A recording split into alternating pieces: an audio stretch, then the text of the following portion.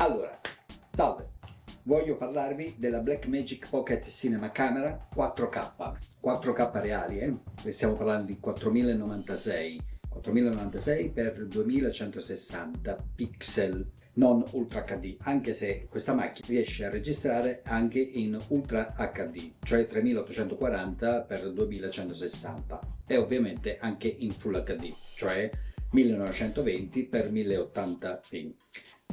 Ha una ampia frequenza di frame rate, quindi partiamo da 23, 24, 25, 29, 30, 50, 59, 60. Ce l'ha tutte praticamente. A prima vista non me ne voglia nessuno, ma sembra un giocattolone, ce n'è. Uno guarda e dice: e che è questa cosa? che stiamo comprando qua? Poi invece vai a vedere.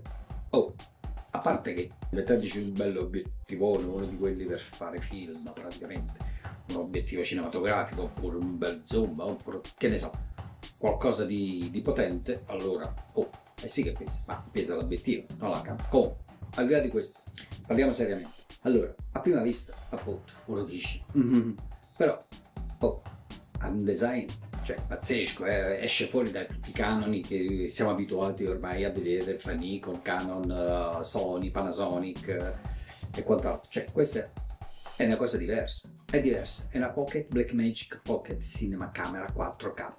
Dati tecnici: ingresso microfonico, ingresso microfono XLR 48 volt Phantom mini, attacco mini. Poi c'ha alimentazione 12 volt esterna, batterie LP S6, quelle tipiche Canon, praticamente hanno un'autonomia all'incirca di un'ora quasi certificata, però comunque vanno bene anche le compatibili. Uscita cuffie, uscita HDMI con overlay o senza overlay, e udite ha un'uscita USB di tipo C che permette di interfacciarsi con un computer, aggiornamento firmware dal computer attraverso questa porta qua, e permette anche caricare la batteria e udite permette di registrare su supporti esterni SSD.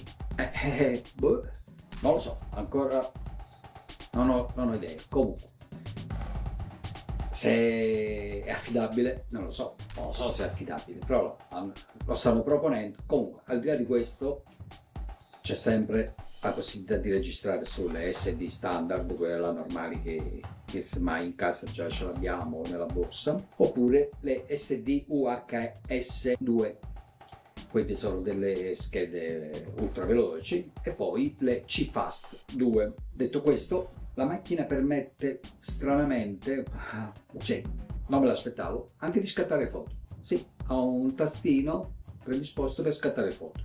Ha una rondella per selezionare, credo che abbia anche la funzione di focus, perché ha un pulsante di messa a fuoco a stabilire, così anche per lo zoom, come per il diaframma.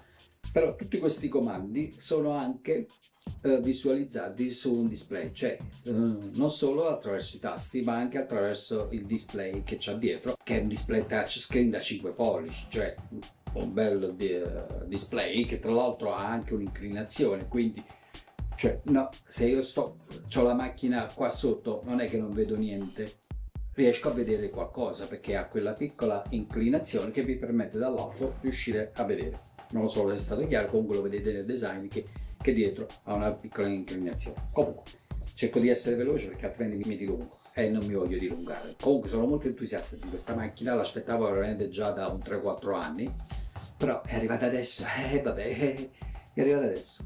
Come attacchi per agganciare gli accessori esterni, praticamente c'è un attacco a vite o un quarto di pollice sopra e sotto per mettere sopra un cavalletto, oppure per mettere su un cage o un rig. Per questo senso. Sopra invece ci possiamo mettere un microfono oppure una lampada con un microfono, cioè poi comunque sicuramente usciranno tanti e tanti accessori da poterci attaccare sopra, sotto, di lato, di fianco. L'alimentazione, contrariamente a prima che era uno spinotto di tipo jack, adesso è uno spinotto di quelli là professionali a vite, cioè si inserisce e si fa un mezzo giro che rimane bloccato. Finalmente, perché per esempio quello là che c'era prima era un po' complicato, mi scappava sempre, ecco. Non ha la LANC Esatto, il controllo remoto non è affidato alla LAN, ma è affidato al sistema Bluetooth, perché c'è un sensore Bluetooth che praticamente possiamo avere un'app sul cellulare e attraverso quest'app possiamo gestire in remoto tutte le funzioni. Tra l'altro la Blackmagic ci dà un kit software per sviluppatori.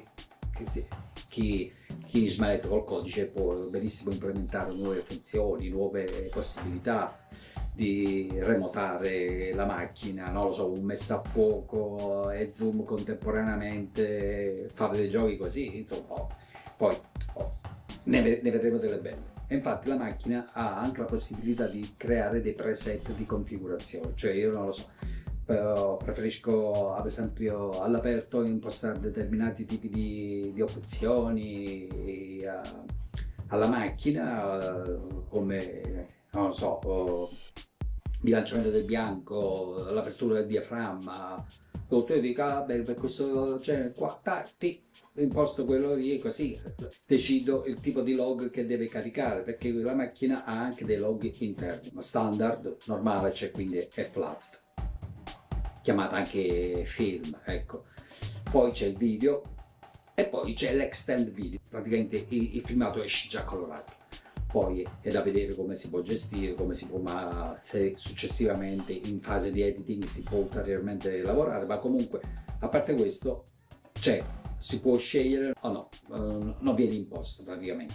Altra cosa da dire è che c'è il ProRes e il RAW, registra sia in 10 bit che 12 bit, compresso o non compresso, 3.1, 4.1 senza compressione, è pieno di interruttori, pulsanti, levette, il display è un touchscreen in Full HD, ha un nuovo sistema operativo di base che è concepito direttamente dalla Blackmagic, il sensore è ultra veloce ed praticamente sopperisce alla mancanza di un global shooter.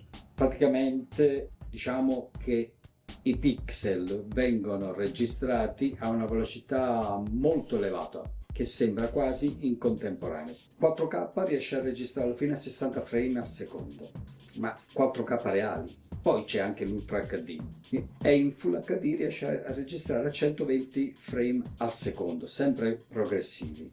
Poi c'è un'opzione high frame, non so effettivamente se è stata già implementata o no, però per adesso non ne parlano molto, quindi probabilmente sarà implementato successivamente. Monta obiettivi micro 4 terzi, quindi adattatori, riduttori, permettono di attaccarci vicino quasi tutte le ottiche, se non tutte le ottiche possibili e immaginabili. Certo, da tenere presente che stiamo parlando di un sensore in pieno formato 4 terzi, quindi probabilmente qualche vecchio adattatore per la Blackmagic Pocket Cinema Camera non può essere adattato. Mi riferisco ai Metabones, quelli 0,58 probabilmente quello no, però ancora questo neanche ancora l'ho saputo.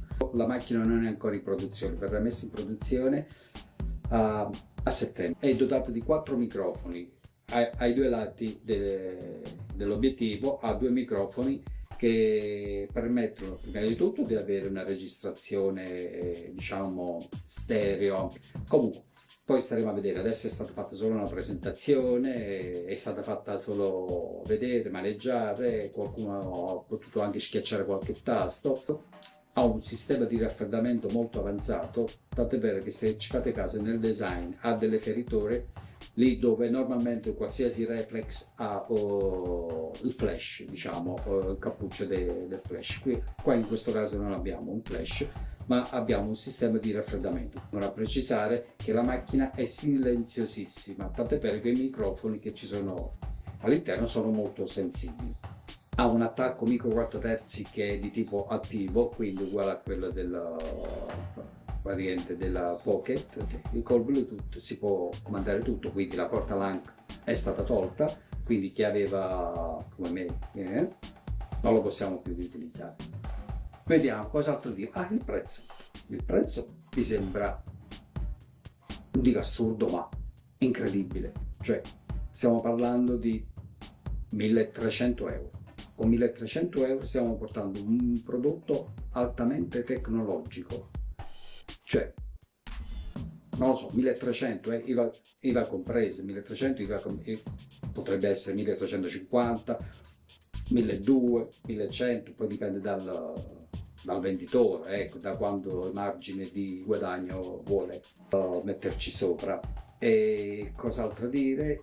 Niente, alcuni già hanno iniziato a renderla ordinabile, e se mi viene in mente qualche altra cosa faccio un altro servizio e aggiungo a questo qua. Ciao!